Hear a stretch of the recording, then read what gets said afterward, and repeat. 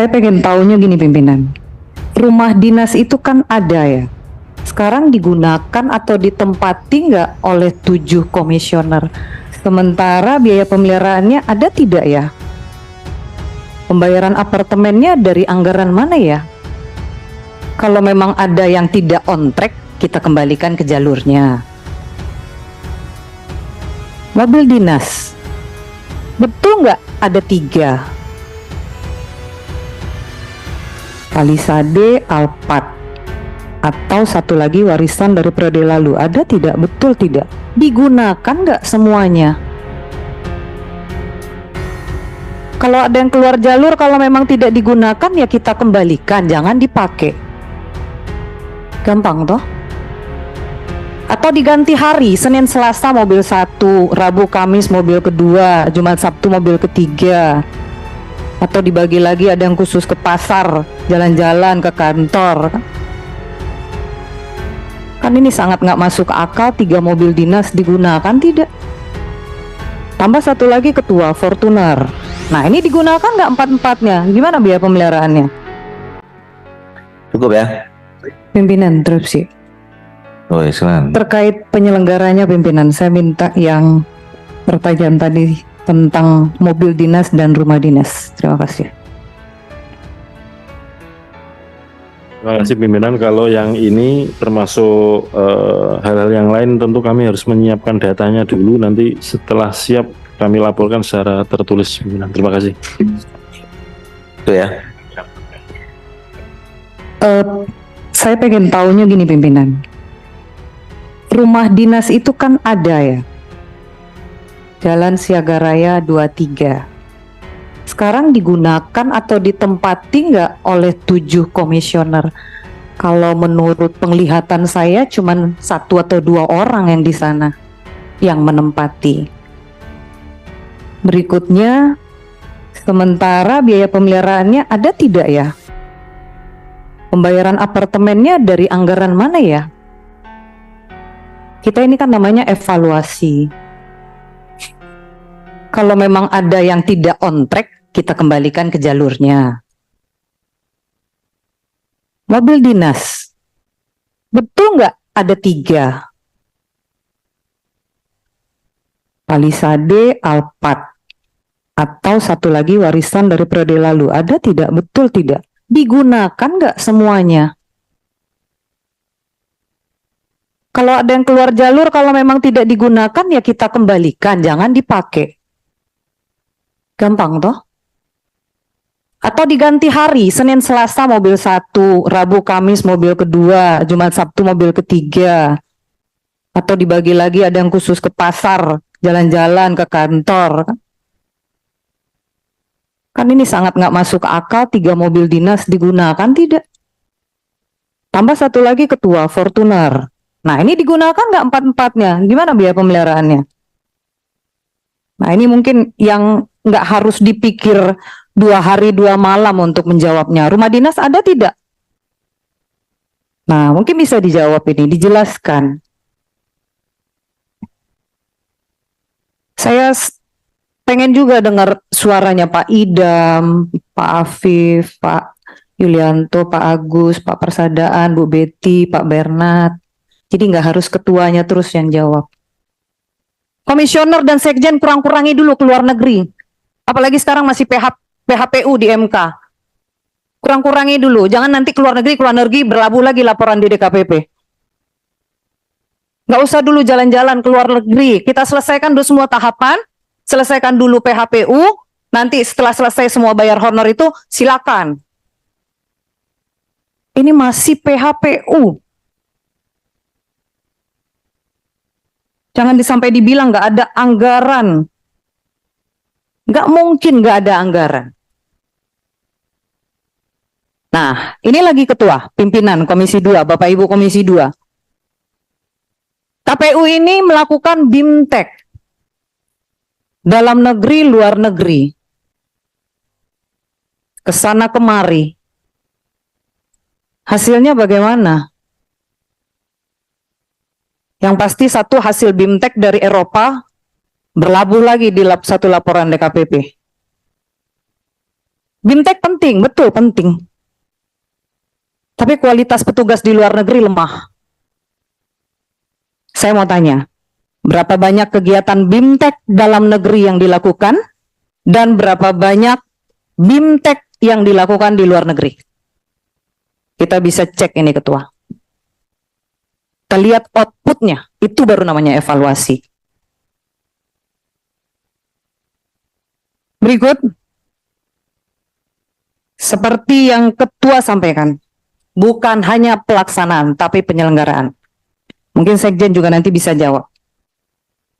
Mobil dinas komisioner KPU. Ada berapa mobil dinas komisioner KPU? Apakah ada warisan dari periode yang lalu? Yang kedua, betul Palisade?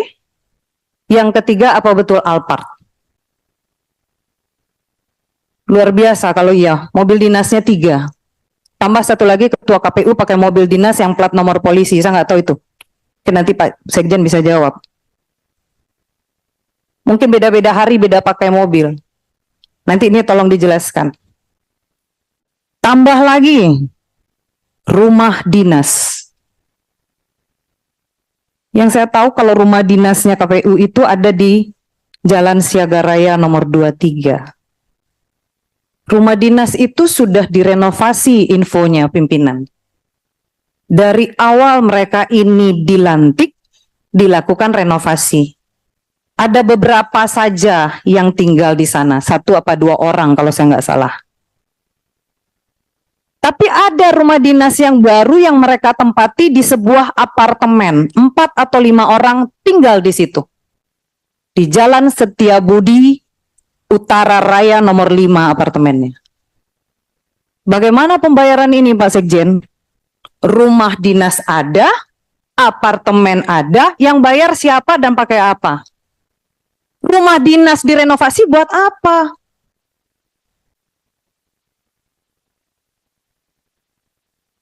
Dan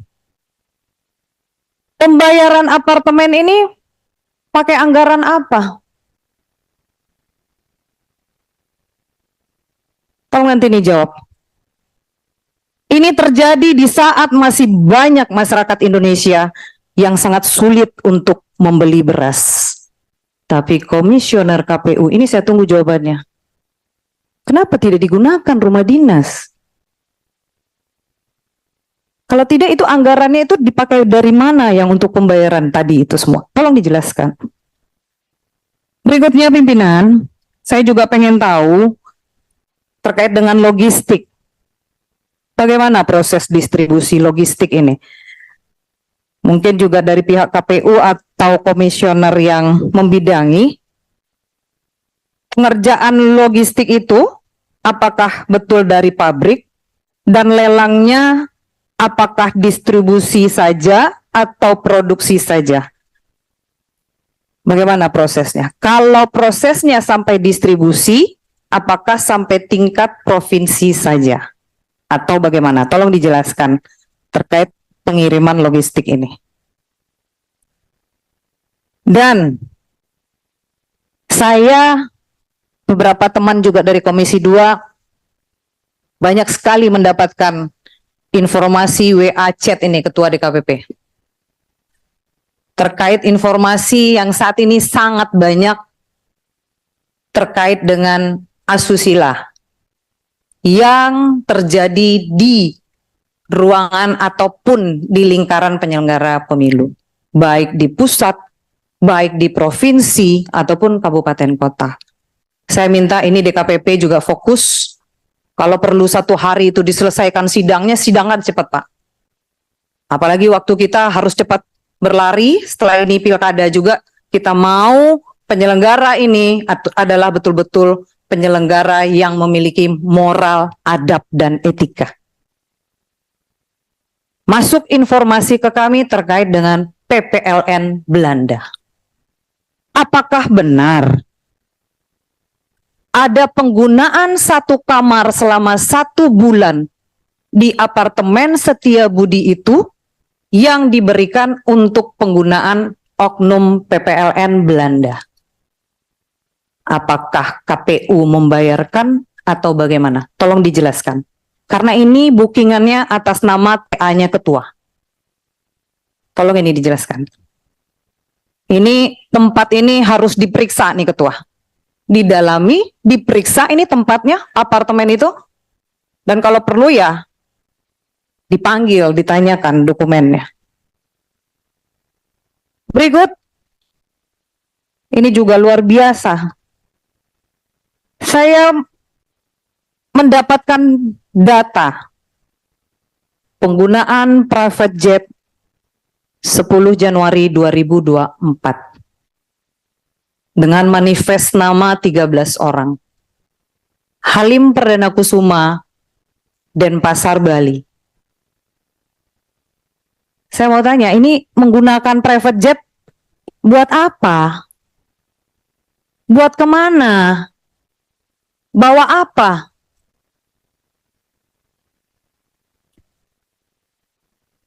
Saya ada nama-nama yang ikut di dalamnya.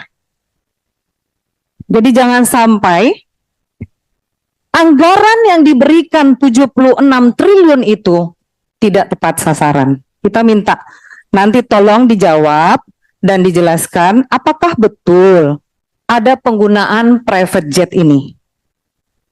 Jika ada, ini menggunakan APBN apa, dananya apa ini yang digunakan? Mungkin juga ke sekretariatan nanti bisa bantu jawab ini. Sekali lagi sebagai mitra, kami Komisi 2 wajib mengingatkan kepada para komisioner, baik itu KPU, Bawaslu, semuanya, baik di pusat, kabupaten, kota, provinsi. Jabatan itu amanah. Tolong dijaga. Tadi dapat lagi dugem. Kerja kita banyak, nggak perlu dugem. Jaga nama baik. Jangan gaya-gayaan. Nggak perlu gaya-gayaan di atas jabatan yang bukan adalah uang pribadi Bapak Ibu. Ketua, kalau begini yang dari yang saya sampaikan, mestinya ini BPK atensi, perhatikan ya. Karena ini kita menggunakan uang, dan ini kita harus pertanggungjawabkan. Komisi 2 yang ikut mengetok terkait anggaran pemilu ini. Kalau perlu KPK juga atensi. Barusan juga dijawab masalah private jet. Ini saya juga dapat infonya bukan hanya ke Bali saja.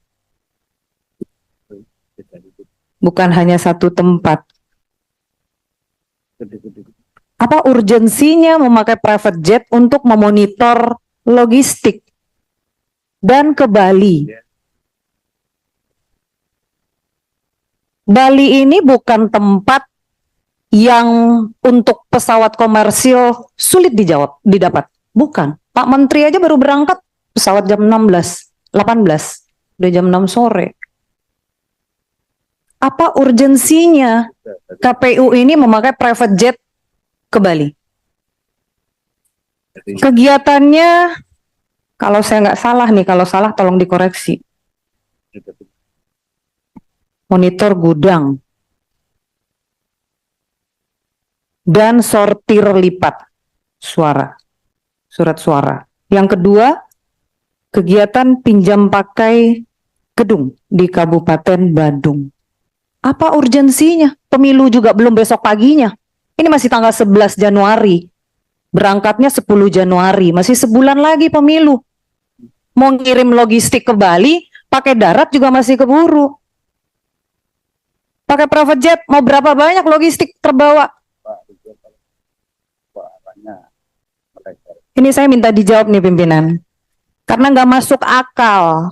Kalau hanya ngecek logistik, kalau taruhlah logistik dibawa pakai private jet untuk pedalaman. Pedalaman mana yang ada di Bali? Semua bisa pakai darat. Gak ada yang harus pakai private jet.